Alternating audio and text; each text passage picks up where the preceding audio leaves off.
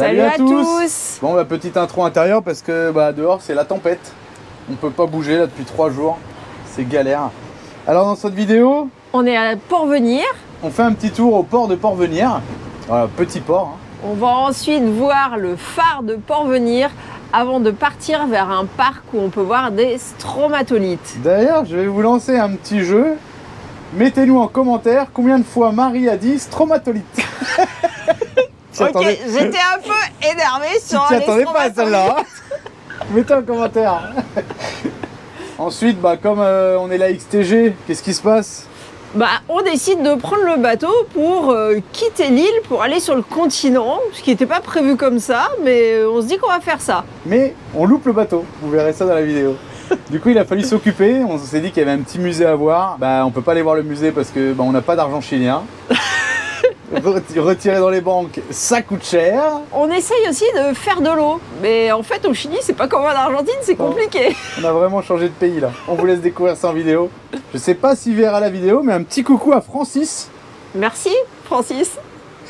Pourquoi tu dis ça? Je sais pas, c'est qui nous a donné l'eau, non? Non. C'est qui? C'est le français qu'on vient de voir à l'instant. Ah vas-y. Donc un petit coucou à Francis, si tu regardes la vidéo, il y a un français qui est venu nous voir. Et c'est rigolo parce qu'il nous a dit que c'était grâce à nous qu'il était en Amérique du Sud, quoi. Grâce aux vidéos qu'on a publiées sur la chaîne. Donc c'était vraiment sympa. Ouais. Allez, à bientôt, ciao. Ciao. Bienvenue sur la chaîne XTG Family, où vous pourrez suivre notre aventure.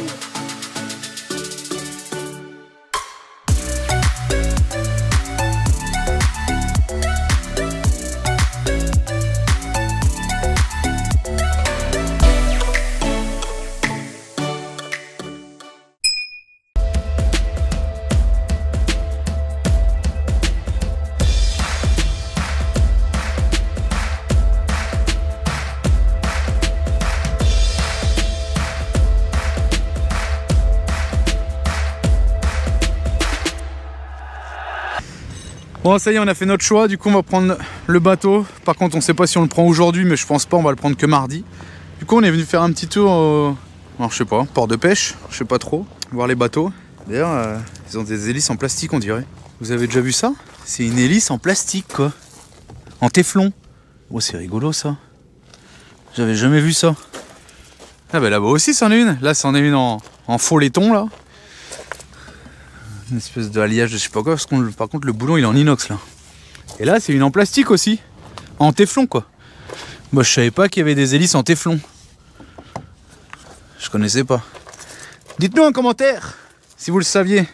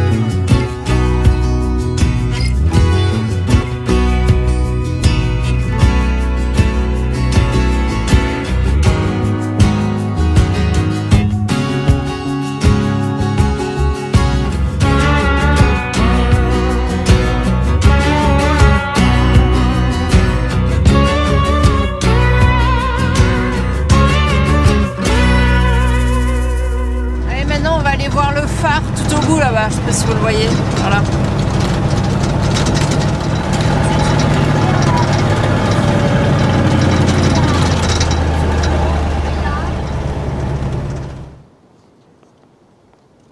Le détroit de Magellan a été découvert par Ferdinand Magellan le 21 octobre 1520 et en même temps qu'il rencontrait ce passage interocéanique, ça a aussi été la découverte du Chili par le sud.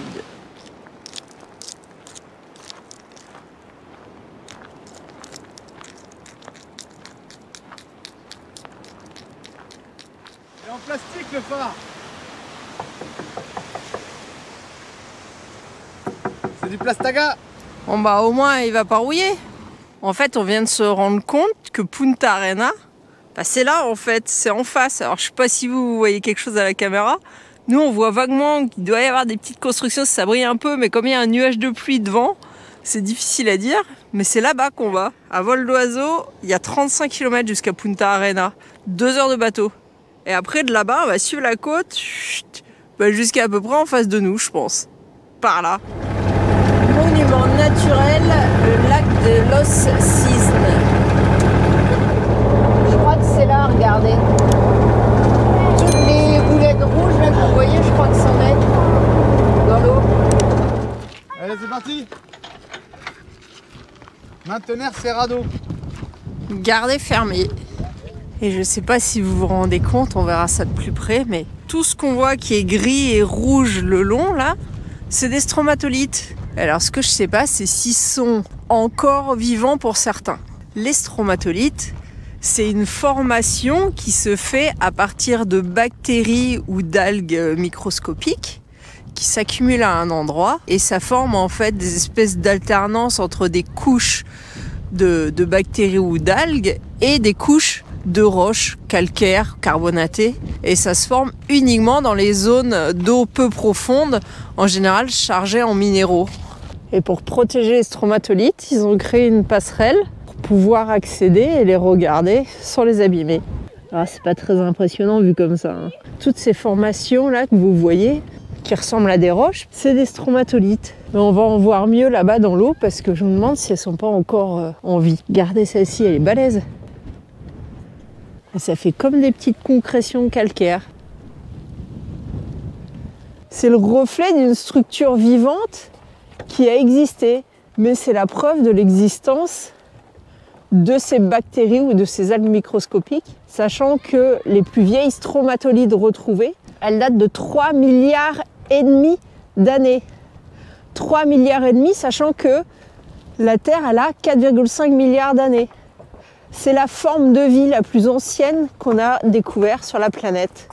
Alors peut-être pas celle-ci, mais toujours est-il que c'est la forme de vie qui a vécu le plus longtemps sur la Terre, puisque c'est la première qui a été retrouvée, et qu'il existe encore sur Terre des endroits où il y a des stromatolites vivants.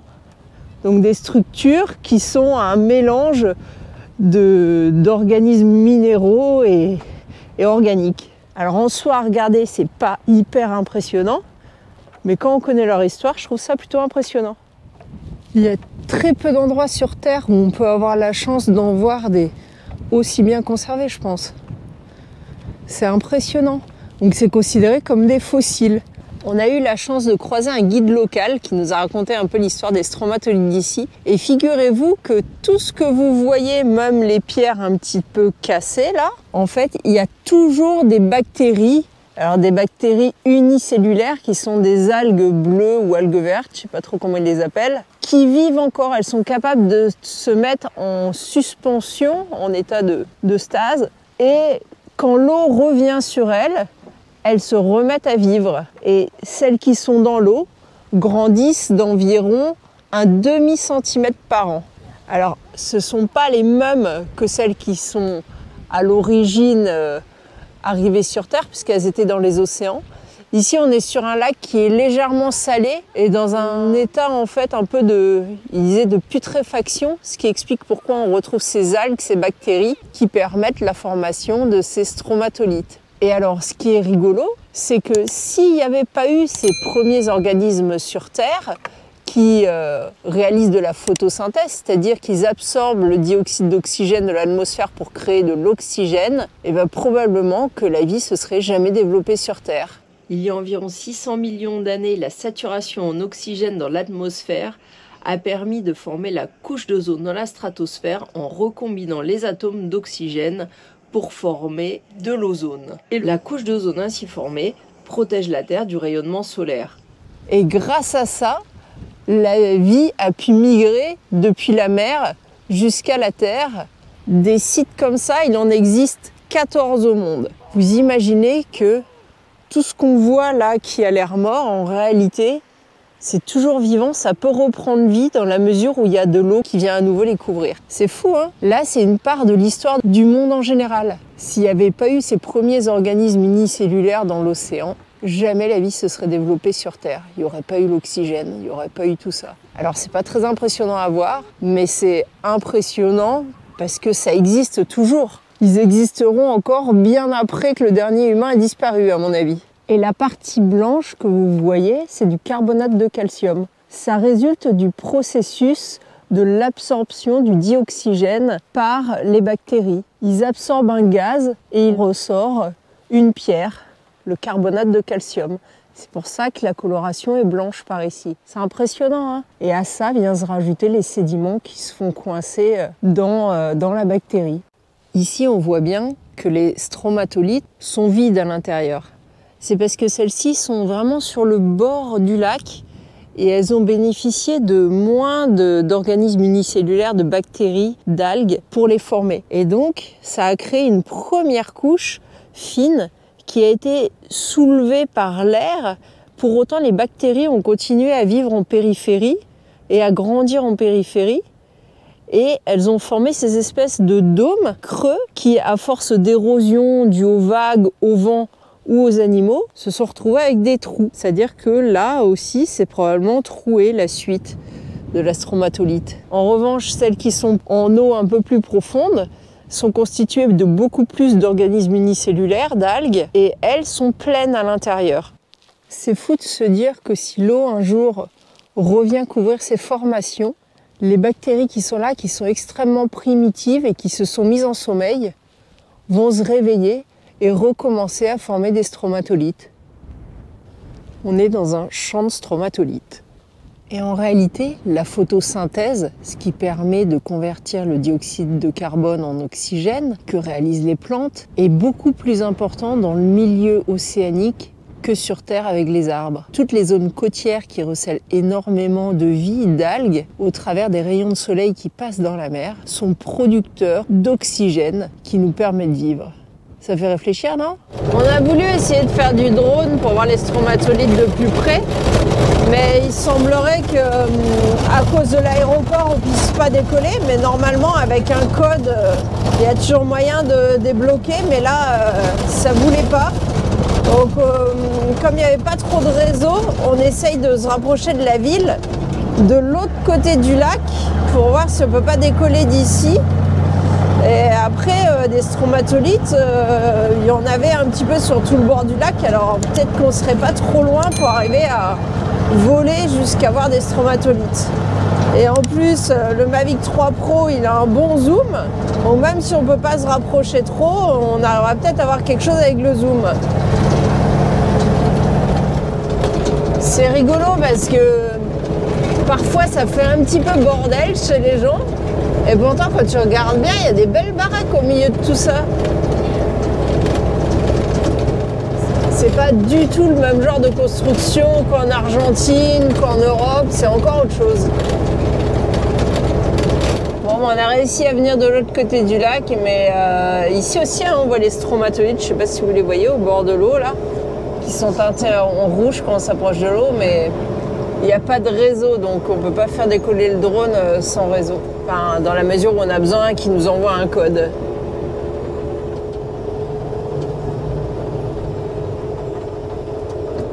On est revenu au centre pour essayer de débloquer le drone et on s'est posé hop, à la Wi-Fi et en fait, pas moyen de débloquer le drone. Et en plus, pire encore, c'est que même la 4G, le téléphone, Et ben ça marche pas alors qu'on a normalement 20 gigas de chargé dessus. Donc je sais pas.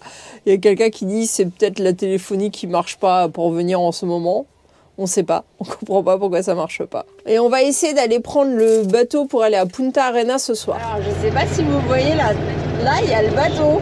Et en fait il est plus à quai. Alors nous on nous a dit 20h, mais la dame qui nous a dit ça, elle travaille pas pour la compagnie de bateau. Alors peut-être qu'elle s'est trompée d'horaire. Mais là il fait un truc chelou, il est en train de faire demi-tour. Et puis il est plein, les camions, ça y est, c'est fini, c'est mort. Non, je sais pas, il n'est pas plein. Hein. Si, il y a les voitures, il y a les semis de tout à l'heure. Il y a des voitures, d'accord, mais il n'est pas plein, alors je sais pas. Oh putain. Bon, bah ça sera mardi, hein, comme ça c'est réglé. On hésitait entre aujourd'hui ou mardi, bah je crois que ça va être but. Ah, fait chier. Ouais, ça y est, il se barre. Oh, ils sont sérieux. Ah bah oui, là il part vite là pour le coup. Grave. Et nous on venait pour embarquer comme des fleurs 1 heure avant. Bah non, en fait c'est trop tard. On vient d'y aller. Alors le bureau il est fermé. Mais on a vu que derrière les stickers qui est sur la porte d'entrée, il y avait des horaires. Il partait à 19h le bateau. Et nous on est arrivé à 19h comme des fleurs. Et bah, demain il n'y a pas de bateau. Et le prochain bateau, bah, c'est donc après-demain à 14h. Donc bah, de toute façon, on avait du mal à se décider entre partir aujourd'hui ou après-demain. La décision a été prise pour nous, comme ça, c'est réglé. Je te sens un peu dégoûté. On va essayer d'aller débloquer le drone. Alors, ce qui est relou, c'est qu'on sait pas pourquoi notre 4G, notre téléphone marche plus, parce qu'on a du crédit et on comprend pas. Et la dame, là, ça marche.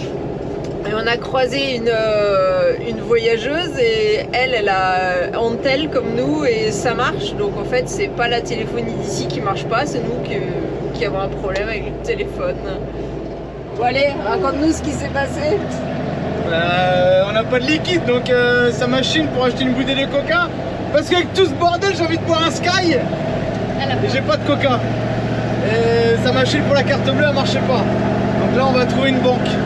Si ça marche. Parce qu'apparemment, il y aurait une banque. Et après, il y aurait peut-être une panaderia aussi, parce que depuis 2 jours, on trouve pas de pain. Ok, c'est chaud. On va à gauche, elle a dit? Je crois. Une ou deux, elle a dit? Je sais plus. Voilà, putain. Que la pario. Je crois que c'est après. À la place. Bon. On s'est remis du coup au wifi comme Marie vous a dit. J'ai passé 10 minutes avec un mec au téléphone, un Chilien, pour vous dire, nous qui parlons argentin comme une vache portugaise du coup comme on dit. C'est difficile de comprendre le chilien en fait quand on vient de 3 ans d'Argentine. Et bah je sais pas, le mec il m'a dit attends 5 minutes, éteins ton téléphone, il dit je vois bien que tu as 30 gigas sur ton forfait mais donc j'attends 5 minutes, je vais couper le téléphone, le rallumer, voir. Bon, ce qui est bien c'est qu'on parle à un Chilien quand on appelle les numéros comme ça. C'est pas comme en Europe quoi.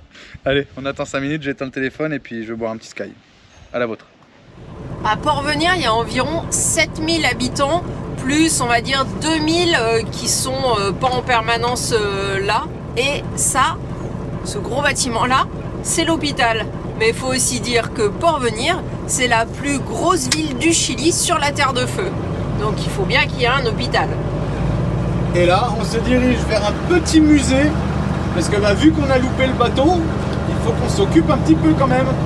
On sait même pas si le musée est ouvert ou pas, mais tant qu'à faire de rester une journée de plus, autant voir tout ce qu'il y a à voir à Port-Venir. Et là, à droite, on a l'armée.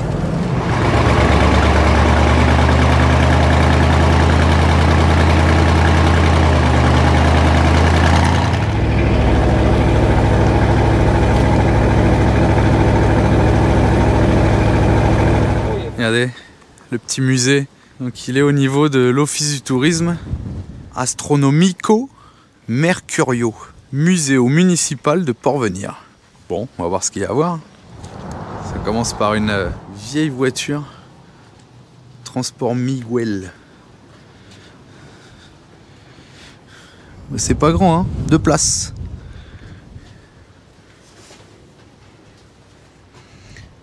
Il y a déjà des jantes à cercle à l'époque, hein, avec des bâtons en bois.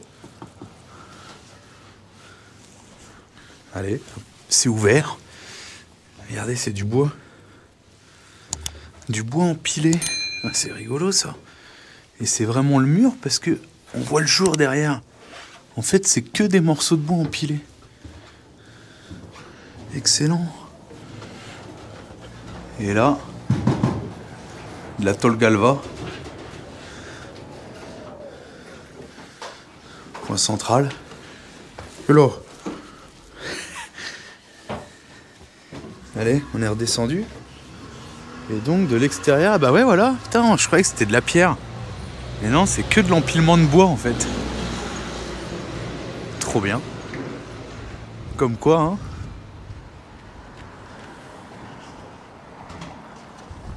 Bon bah du coup on fait pas le musée parce que c'est 3000 pesos par personne pour les adultes, donc ça faisait 6000. C'est pas ça le problème. C'est pas ça le problème c'est que c'est qu'en liquide. Et donc on n'a pas de liquide en pesos chiliens. Et on ne veut pas aller retirer de l'argent parce que c'est 6000 de frais. Donc ça fait le musée à 12 000. Ça fait 15 balles le musée. Donc bon bah allez, on s'en va. Eh ben, on retourne au camion. Et ils ont l'air d'être pas mal patriotes aussi au Chili. Hein. Ils ont vraiment tous les drapeaux devant les maisons. Hein. Comme en Argentine un peu. Comme on avait du temps aujourd'hui en attendant de prendre le bateau demain, on s'est dit qu'on allait faire le plein d'eau pour compléter parce qu'il nous en reste encore de l'eau. Puis on a vu une place, comme on fait en Argentine, et il y avait des gens qui avaient l'air d'être de la municipalité. Donc on leur a demandé, est-ce qu'on peut charger de l'eau? Et là ils nous ont dit, ah non, on vient de couper le robinet d'eau, faut aller demander à la municipalité. Bon, on va demander à la municipalité. Et là où on s'attendait à avoir un oui ou un non, ça a duré, je sais pas, au moins 20 minutes à attendre. Tout ça pour qu'ils appellent quelqu'un, qui vienne et qui nous disent 100 litres d'eau, on va devoir faire des papiers et tout. Ça le saoulait parce qu'il y avait des papiers à faire. On dit mais pourquoi il y a des papiers à faire? Parce que 100 litres d'eau c'est 1000 pesos. 1000 pesos chilenos c'est un peu plus d'1 euro. Ce qui fait que si vous faites le calcul, 1 mètre cube d'eau c'est à peu près 10 euros. C'est horriblement cher. Alors ils nous ont pas fait payer l'eau, hein. Donc on a chargé 100 litres. Mais ce qui est fou, c'est que du coup, pour pas faire les papiers, on a été directement dans la maison du gars faire le plein d'eau. Et le gars il nous a dit, attendez-vous au Chili à payer tout, même l'eau. Parce que nous on lui dit, ça fait 3 ans qu'on voyage et on n'a jamais payé l'eau. Voilà comment ça se passe au Chili. Et là où je trouve que c'est encore plus fou, c'est quand on sait que une femme de ménage ici gagne 500 euros par mois. Enfin, l'équivalent de 500 euros par mois en pesos chiliens. Ce qui fait que si vous regardez le prix de l'eau et surtout le prix de la nourriture qui est presque aussi cher qu'en Europe, je sais pas comment ils vivent les gens. Bah, plus cher parce que 8 euros le litre d'huile, 6 euros la canette, 3 euros le litre de coca. 1 euro le paquet de 500 grammes de pâtes. On est plus cher qu'en France. Je sais pas les nouveaux prix en France. En tous les cas, ça reste quand même très très cher et je pense assez proche des prix qu'il y a en Europe. Donc je sais pas comment ils font pour vivre, mais ils vivent comme ça. Et ce qui est fou, c'est qu'il y a quand même beaucoup de monde qui ont l'air d'avoir quand même les moyens parce qu'il y a des belles voitures et je sais pas comment ils font. Voilà. Première impression du Chili, tout est cher, les gens sont sympas, mais ça a l'air d'être plus procédurier que l'Argentine en tous les cas. Et je sais pas comment ils vivent. On se pose encore la question. On comprend pas. C'est l'impression du Chili à Port-Venir sur l'île de Terre de Feu. On verra si ça change sur le continent, notre impression. On vous dira ça demain. En attendant la prochaine vidéo, vous pouvez aussi nous suivre sur Instagram et Facebook.